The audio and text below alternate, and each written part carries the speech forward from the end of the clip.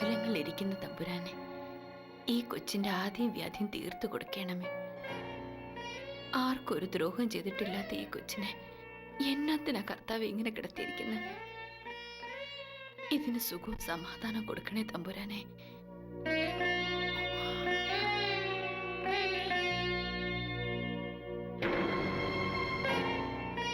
കരയില്ലേ മോളെ, നിനക്കൊരു ദോഷം വരുന്ന കാര്യം ഞാൻ ചെയ്യൂ?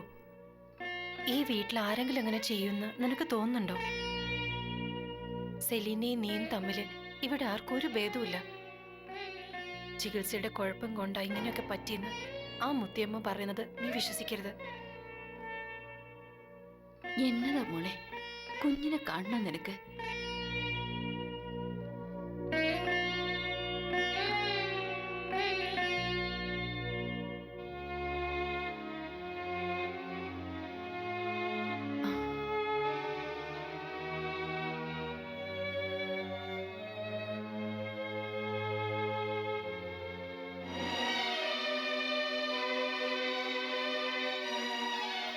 ഇങ്ങനെ കരയാനാണെങ്കിൽ കൊച്ചിന് ഞാൻ കാണിക്കത്തില്ലായിരുന്നല്ലോ.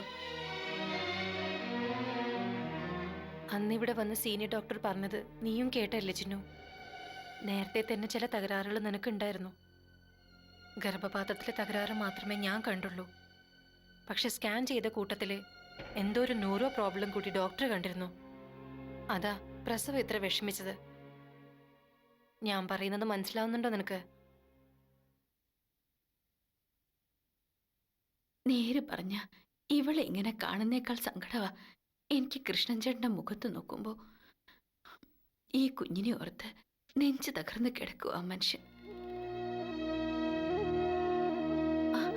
വേണ്ട വേണ്ട, നിന്നെ കരയിക്കാൻ വേണ്ടി പറഞ്ഞതല്ല ഞാൻ.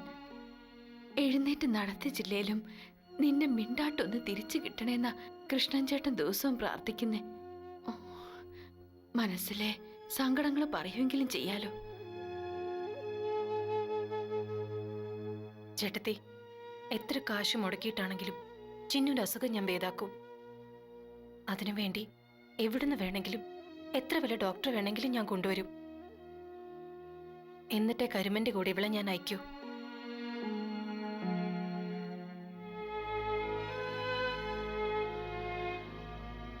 വേണ്ട മോളെ, പറയാതെ തന്നെ എനിക്കറിയാം കരുമനെ കാണാൻ നിന്റെ നെഞ്ച് തുടിക്കുന്നുണ്ടെന്ന്.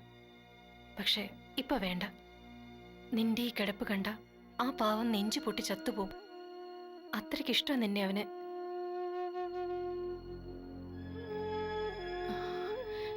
എന്റെ കർത്താവേ, ഇനിയെങ്കിലും കൃഷ്ണൻ ചേട്ടന്റെ കണ്ണില് നല്ല കാഴ്ചകൾ കാട്ടിക്കൊടുക്കണമേ. സ്വന്തം കുഞ്ഞുങ്ങൾക്കും കൊച്ചുമക്കൾക്കും വേണ്ടി ഒരുപാട് സങ്കടപ്പെട്ട മനസ്സല്ലയോ അത്.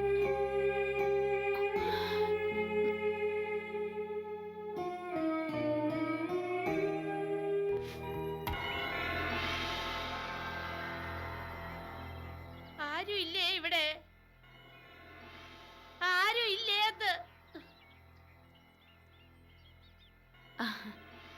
ഇതാരാ, മുത്തിയോ? ഇതെന്നാ ഒറ്റയ്ക്കുള്ളോ? കരിമൻ എവിടെ? പറയാൻ മനസ്സില്ല. സൂപ്പിക്കണ വർത്താനം ഒന്നും പറയണ്ട. അതൊക്കെ ഇവിടെ കയറ്റി താമസിപ്പിച്ചവരോട് മതി. എനിക്ക് പറഞ്ഞിരിക്കാൻ നേരമില്ല. എന്റെ ചിന്ന പെണ്ണിനെയും കൊച്ചിനെയും കൊണ്ടുപോവാനാ ഞാൻ ഇങ്ങോട്ട് വന്നത്. എന്നതാ മുത്തി ദൈവത്തിന് നിറക്കാത്ത വർത്താനം പറയുന്നേ? അനങ്ങാതെയും മിണ്ടാതെയും കിടക്കുന്ന ചിന്നുവിനെയും ആ തള്ളയുടെ ചൂടേറ്റ് കിടക്കുന്ന കൊച്ചിനെയും എങ്ങോട്ട് കൊണ്ടുപോകാനാ? ചിന്നു ചികിത്സയിലാണെന്ന് അറിയത്തില്ലയോ? ചികിത്സകളൊക്കെ മതി. ആളെ കൊല്ലണ ചികിത്സ. കൊച്ചിന് പേരിടാൻ പ്രായമായി. അവനെയും കൊണ്ടേ ഞാൻ പോവും. അതിനെന്നതാ മുത്തി, പേരിടിയിലൊക്കെ നമുക്ക് ഇവിടെ വെച്ച് നടത്താം. അട്ടെ, എന്നതാ പേര് കേക്കട്ടെ? നല്ല ഒന്നാം തരം പേര്. എന്റെ അപ്പൻ കാട്ടിലെ മൂപ്പനായിരുന്നു. ആ മൂപ്പന്റെ പേരാ ചാപ്പാണി. ചാപ്പാണിയോ? കർത്താവേ, ഇതെന്നാ പേരാ? ചാപ്പാടി ചാപ്പാടി പേരസലായിട്ടുണ്ട്. പക്ഷേ ആ പേരെന്റെ കുഞ്ഞുമോന് വേണ്ട. അവൻ കാട്ടിലല്ല നാട്ടിൽ വളരേണ്ടവനാ.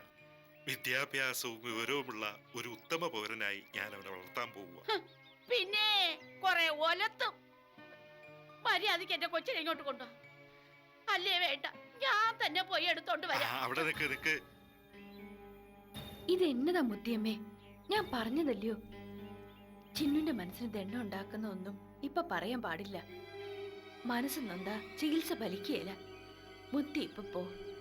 നമുക്ക് പേരിടിയിൽ ചടങ്ങൊക്കെ ചിന്നു കിടക്കപ്പായി എഴുന്നേറ്റിട്ട് നടത്താം. അല്ലേ, ഇത് കൊള്ളാലോ. ഹ്, നീരേറ്റ് തറവാട്ടില് വരുത്തക്കാരി വന്ന് കൊച്ചമ്മ ചമയണം. നിങ്ങളാരായി എന്നെ തടയാൻ? ഞാൻ ആരാന്ന് ഞാൻ പറയാം. ഈ തറവാട്ടിലെ ഇപ്പോഴത്തെ തറവാട്ടമ്മ എന്റെ മക്കളുടെ അമ്മ. എന്താ ഇപ്പൊ മനസ്സിലായോ? മനസ്സിലായി. ദേ, എന്റെ നാക്ക് ചൊറിഞ്ഞു വരണം. വയസ്സുകാലത്തൊരു ശിങ്കാരക്കളി. മര്യാദയ്ക്ക് എന്റെ കൊച്ചിനെത്താ. ഇല്ല, തരത്തില്ല. മുത്തി പോ. ചിന്നുനെ മിണ്ടാപ്രാണിയായി കിടത്തി അവക്ക് അവകാശപ്പെട്ട സ്വത്തും പണവും തട്ടിയെടുക്കാനുള്ള വേലയാണെന്ന് ഞങ്ങൾക്കറിയാം. അവിടെ കെട്ടിയോ കരുമനെ ഒരു കൈ തളർന്നു പോയെന്നേ ഉള്ളൂ. അവനിങ്ങോട്ട് വരും. ഒറ്റയ്ക്കല്ല, ഞങ്ങൾ എല്ലാവരും കാണും. ചാപ്പാണിയും ചിന്നൂനെയും കൊണ്ടേ പിന്നെ ഞങ്ങൾ ഇവിടുന്ന് പോവും. നിങ്ങളോട് പറഞ്ഞില്ലേ ചാപ്പാടി എന്റെ മോനെ വിളിക്കരുതെന്ന്? വിളിക്കും വിളിക്കും, 100 വട്ടം വിളിക്കും. കാട്ടിലെ ആദിവാസികൾ മുഴുവൻ വിളിക്കും. അവന്റെ അപ്പനും അമ്മയും വിളിക്കും ചാപ്പാണി ചാപ്പാണി. മലങ്കാടിയുടെ നടയുന്നേ അനുവാദവും വാങ്ങിയിട്ടാ വന്നത്. ആ ശരി ശരി, തൽക്കാലം പോയാട്ടെ. ഞാൻ പോയേച്ചും വരും. എന്റെ ചാപ്പാണിയും കൊണ്ടേ ഈ മുത്തി പോവും. ആ ആ കരുമം വരാതെ ഈ തള്ള എന്തിനാ പറഞ്ഞു വിട്ടത്? ഒരു പേര് കണ്ടുപിടിച്ചിരിക്കുന്ന കണ്ടില്ലേ, ചാപ്പാണിന്ന്. ചെമ്പാണി, മുളയാണി, ഇരുമ്പാണി എന്നൊക്കെ കേട്ടിട്ടുണ്ട്. ഇത് ചിന്നുന്റെ മകന് അവന്റെ അച്ഛന്റെ പേര് പോലെ തന്നെ ഒരു നല്ല പേര് ഞാൻ കണ്ടുപിടിക്കും. എന്താ അത് പോരായോ? നമുക്കവനൊരു പേരിടണം. സോഫിയുടെ മകൾക്കും സലീന എന്ന് പേരിട്ടത് കൊച്ചു തന്നെയല്ലേ? അപ്പൊ ചിന്നുവിന്റെ മകനും കൊച്ചു തന്നെ പേരിട്ടാ മതി. എന്നതാ ഇപ്പൊ ഒരു പേര്? ആ, കണ്ടുപിടിച്ചു. എന്താ എന്താ അത്? അതിപ്പം പറയേല. കൊച്ചിന്റെ അമ്മയുടെ അനുവാദം വേണം, എന്നിട്ടേ ഞാൻ പറയൂ. ഏ?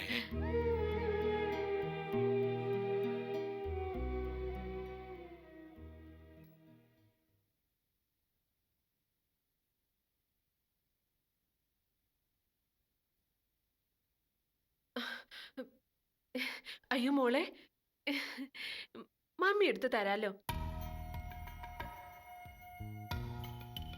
ഒറ്റയ്ക്ക് കഴിച്ചാ മമ്മിയുടെ മോൾ ഒന്നും കഴിക്കില്ല. നല്ലോണം കഴിക്കട്ടോ. എന്റെ പൊന്നുകുട്ടിക്ക് എന്ത് വേണമെങ്കിലും മമ്മിയുടെ അടുത്ത് പറയണോ കേട്ടോ. മോൾക്ക് കുറെ നല്ല ഉടുപ്പുകൾ മമ്മി വാങ്ങിച്ചു തരാം. ഇന്ന് വൈകിട്ട് സ്കൂള് വിട്ട് വന്നാലുടനെ നമുക്ക് ഷോപ്പിങ്ങിന് പോവാം. എന്താ?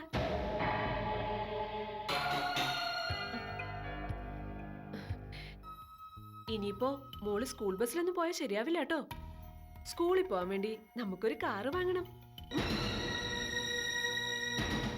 മമ്മിയുടെ അമ്മക്കുട്ടിക്ക് വേറെ എന്തൊക്കെയാ വേണ്ടേ പറഞ്ഞു, ഒക്കെ മമ്മി വാങ്ങിച്ചു തരാം. എനിക്ക് വേറെ ഒന്നും വേണ്ട, എന്റെ ഡാഡിയുടെ സ്നേഹം മാത്രം മതി.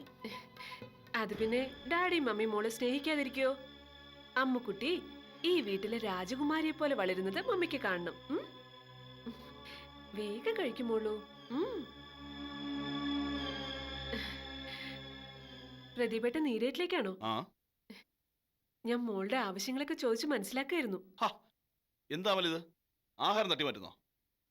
ഇവിടെ കാരം ചുടുക്കാൻ പോവാണോ ഡാഡി? ഇതാരാ പറഞ്ഞത് നിന്നോട്? നീയാണോ? അതെ. എന്താ, നമുക്ക് കാറ് വാങ്ങിച്ചൂടെ?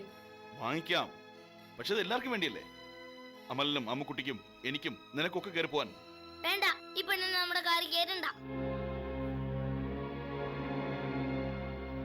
അങ്ങനൊന്നും പറയരുത് മോനെ. പാവല്ലേ അമ്മുക്കുട്ടി? നിന്റെ അനിയത്തിയല്ലേ? അല്ല, എന്റെ അനിയത്തി അല്ല. ആണ് മോനെ, നിനക്ക് അറിഞ്ഞുടാഞ്ഞിട്ടാ. അമ്മുക്കുട്ടി ഇത്രയും നല്ലൊരു ഹോസ്റ്റലായിരുന്നു. അതാ മോൻ കാണാഞ്ഞത്. നിങ്ങൾ രണ്ടാളും നല്ല സ്നേഹത്തോടെ കഴിയണം, എന്നാലല്ലേ മമ്മിക്കും ഡാഡിക്കൊക്കെ സന്തോഷാവൂ. അമൽ, അവന് വെറുതെ വിട്ടേക്ക് പ്രദീപേട്ട. ദേ, നീരേറ്റിലെത്തുമ്പോ സായിപ്പിനെ കണ്ട് കവാത്ത് മറന്ന് പോലീസുകാരനെ പോലെ ആവല് കേട്ടോ. കമ്പനി അടക്കം എല്ലാം പ്രതിഭയുടെ പേര് തന്നെ എഴുതിക്കണം. അല്ലെങ്കിൽ കുറുക്കനെ ആമയെ കെട്ടിയ പോലെ ആവും നമ്മുടെ അവസ്ഥ. അതിനുവേണ്ടിയല്ലേ പോകുന്നത്, പിന്നെ എങ്ങനെ അത് മറക്കുന്നത്? ദേ, എത്ര സ്വത്തുക്കൾ, ഏത് കമ്പനി, എസ്റ്റേറ്റ് എത്ര ഏക്കർ തുടങ്ങി എല്ലാം ചോദിച്ചു മനസ്സിലാക്കിക്കോണം. കണക്ക് പറയുവാണെന്ന് തോന്നാത്ത വിധത്തിൽ ഒക്കെ കണക്ക് പറഞ്ഞു വാങ്ങിക്കുകയും വേണം. നീ ഇങ്ങനെ കൊച്ചുകുട്ടികളെ പഠിപ്പിക്കാൻ നിൽക്കുമ്പോൾ എന്നെ പഠിപ്പിക്കാൻ നിൽക്കണ്ട. ചില കാര്യങ്ങളില് പ്രതിഭേട്ടൻ കൊച്ചുകുട്ടി തന്നെയാ. ആ, പോയിട്ട് വാ.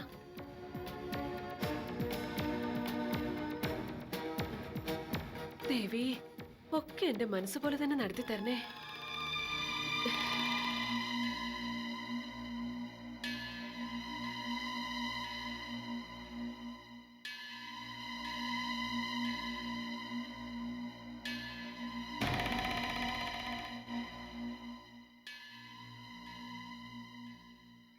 മുടിഞ്ഞു പോവത്തേ ഉള്ള ആ തീരേറ്റുകാര് എന്റെ മോളെ ചത്തതുപോലെ കിടത്തിയിട്ട് ഒന്ന് കാണാൻ പോലും സമ്മതിച്ചില്ലല്ലോടാ കരുമ.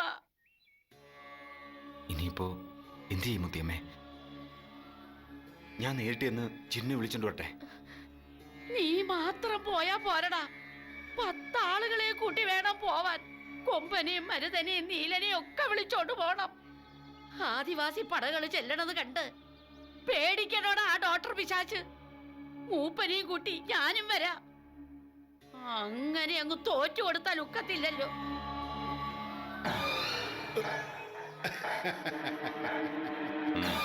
മരണം കേറി വരുന്നുണ്ട്. നമസ്കാരം. എന്താ? എനിക്കറിയാം എന്നെ കരുമന് തീരെ പിടുത്തമല്ലെന്ന്. വേണ്ട, ഉപകാരം ചെയ്തവനെ ഉത്തരത്തിൽ തൂക്കണ കാലമല്ലയോ ഇത്. ആരെയും കുറ്റം പറഞ്ഞിട്ട് കാര്യമില്ല. പിന്നെന്നാ, നേരുകേടും ചതിയും കണ്ട അതിനെതിരെ 2 വാക്ക് പറഞ്ഞില്ലെങ്കിൽ എനിക്ക് ഉറക്കം വരത്തില്ല. ആ, ചൊട്ടയിലെ ശീലം ചുടല വരെയെന്നല്ലേ. കുഞ്ഞുനാളിലെ തെമ്മാടിത്തരം കണ്ട കൊങ്ങയ്ക്ക് പിടിക്കണ സ്വഭാവക്കാരനായിരുന്നു ഞാൻ. എത്ര കിട്ടി എന്നാലും ഞാൻ പഠിക്കത്തില്ല. ഇപ്പോഴും അത് തന്നെയാ സ്വഭാവം.